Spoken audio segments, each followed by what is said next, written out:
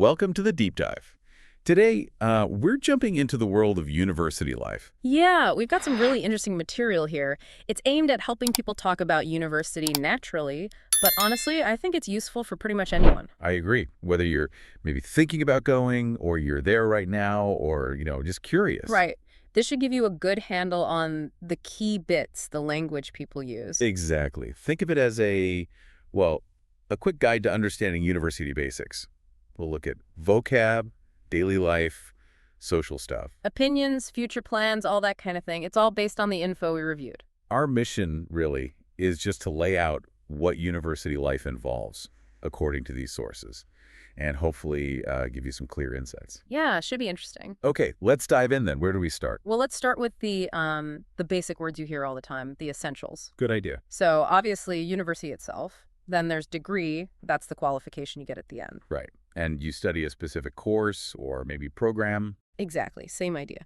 And within that, you have your major, that's very American, or your subject, which you hear more in the UK. It's your main focus area. Okay. And how do you actually learn this stuff? Well, you got lectures. Those are usually the big sessions, one person talking to many students. Like in a lecture theater. Yeah. And then smaller groups, seminars or tutorials, more discussion-based, ideally. Led by a professor or a lecturer or maybe a tutor. Those terms seem a bit interchangeable sometimes. They can be. It depends a little on the country and the uni. Professors often do more research. Lecturers might focus more on teaching. Tutors often give more direct support in small groups. Gotcha. And all this happens on the campus, right? Usually, yeah, the university grounds. And lots of students live right there in student accommodation or halls of residence. Halls, yeah. Then there's the work itself. You get assignments. Which could be essays you write or maybe presentations you give. Exactly. All leading up to the big exams or finals. And that means revision. Studying hard. Right. And as you pass things, you earn credits. Collect enough credits, pass everything, and you get to graduation. The big day. And what about the newbies? Ah, yes. Especially in the UK, they're often called freshers, first-year students. Okay, that's a lot of terms. It is, but they fit together like the example sentence in the source. I'm studying a degree in engineering. I have lectures 4 days a week, and we do practical work in the lab. See, that puts it all together. Degree, engineering, lectures, practical work, lab. It makes sense. Yeah, and the material suggests you, the listener, could try it. I study at Lee. I attend lectures every 8. My course is about night. It's a good way to, make the vocabulary your own. Try putting your own details in. Definitely practical. Okay, so that's the basic language toolkit. Right. Now, how do people actually describe the experience, going beyond just the nouns? Yeah, the material gives some useful phrases for that. Simple things like, I go to university in, naming the city or town. Or I started uni in. Yeah. Mentioning the year. And describing the place itself, like, it's a big university, or it's quite small, or maybe it's really modern. You can also talk about the vibe, right? The campus is really lively and social. Absolutely. Or mention who's there. There are lots of international students, which is common nowadays. And the facilities are important too. We have amazing facilities like libraries, gyms, and cafes. That gives a real flavor. For sure. The example they give is, I study at a university in London. It's quite big, and the campus is full of students all the time. I love the atmosphere. There's always something happening. Yeah, you can picture that, can't you? A bustling London campus. Totally. And it shows how just a few descriptive phrases paint a picture. It really does. And it prompts you to think, okay, what about a university I know? Where is it? What's it actually like? Yeah, that personal connection helps it stick. Definitely. Okay, so we've got the place. What about the actual studies? The course or major? Right. Getting into the academic side, there are standard ways to say what you're doing, like I'm doing a degree in, and then you name the subject. Or my major is, if you're using the U.S. term. Exactly. But then you can explain why. I chose this course because maybe it's a passion or a career goal. That's important context. Yeah. And how the course works. Yeah, you can describe the structure. Like, it's a mix of theory and practical work. So not just lectures, but hands-on stuff too. Right. Or you can list some topics. We have modules on, specific subjects within the course. And it's good to be realistic, isn't it? Acknowledge the tough parts. Yeah, definitely. Phrases like, it can be challenging, but also very rewarding. That gives a balanced view. Makes sense. The example here is about environmental science. Let's hear it. I'm studying environmental science. Hmm. We learn about climate change, sustainability, and ecology. I chose this course because I care about the planet and want to make a difference. See, that tells you what they study: climate change, ecology, and why, because they care about the planet. It's quite powerful. It really is. It links the subject to personal motivation. And thinking about why you chose something or why someone else did, that's a deeper level of understanding, isn't it? Beyond just the subject name. Absolutely. Okay, so that's the course covered. What about just the average day? What does that look like? The daily grind. The material suggests the simple structure for describing it, starting with the morning. On weekdays, I usually wake up at. Then classes. I have classes from. Standard stuff. That And after class. varies a lot, right?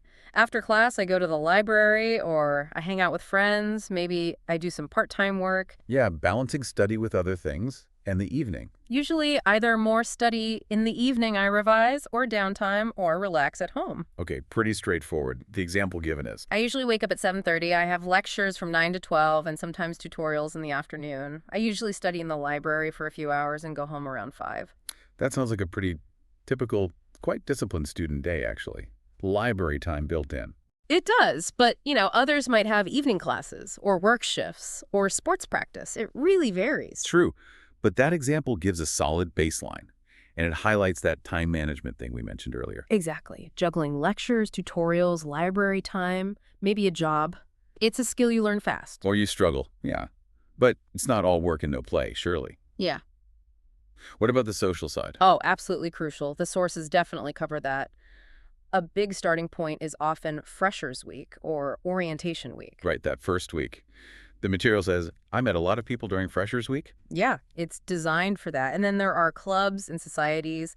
I joined the photography club and the student newspaper, for instance. Finding people with shared interests. Exactly. And universities usually put on events, right? There are lots of events on campus, movie nights, workshops, concerts, all sorts of stuff. And where you live often shapes your social life, too. I live in a flat with 3 other students.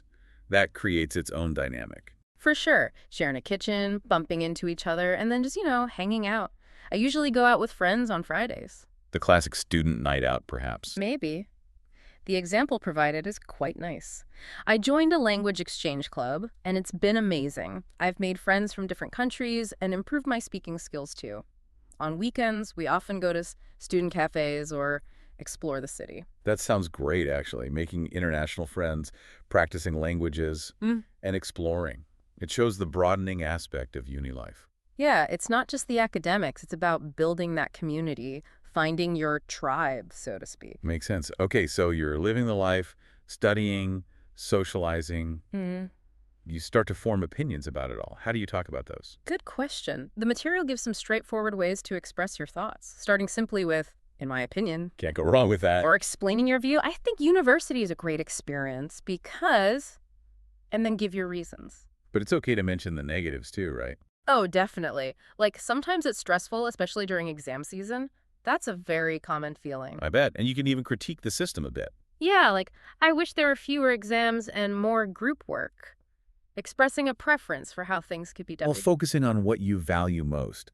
I love the freedom and independence I have at university. That's a big one for many students. Huge. The example given kind of sums up that whole package. In my opinion, university is about more than just getting a degree. It's a place where you learn to live on your own, manage your time, and grow as a person. It can be stressful, but it's also exciting. That captures it well, I think, the personal growth aspect Yeah, alongside the academics and the stress. exactly. It's about the whole transformation, not just the certificate at the end. And being able to talk about your opinion, whether it's positive or negative or mixed, is important. Yeah, articulating that is a skill in itself. Okay, last big topic then. Looking beyond graduation, future plans. Right. What happens next? The material covers the common routes people discuss. Well, a simple statement. After I graduate, I want to. And then fill in the blank. Could be anything, I suppose. I could. Or maybe more study. I'm thinking of doing a master's degree. Post-grad study, yeah. Or taking a break. I want to take a gap year and travel. Always tempting. Isn't it? Or focusing on work. I'm applying for jobs in my field. Getting straight onto the career ladder. And it's also okay not to know yet. Totally. Yeah. I'm not sure yet. I'm still exploring options. That's very common, too. University can open doors you didn't even know existed. That's true. The example here is, After graduation, I'm planning to do a master's in data science. I also want to gain some work experience, maybe through an internship. I'm not 100% sure yet, but I'm excited for what's next. See, that combines a specific plan, the master's, with some flexibility work experience, maybe an internship, and that acknowledgement of uncertainty, but with excitement. It feels quite realistic. You might have an idea, but you're keeping options open. Exactly.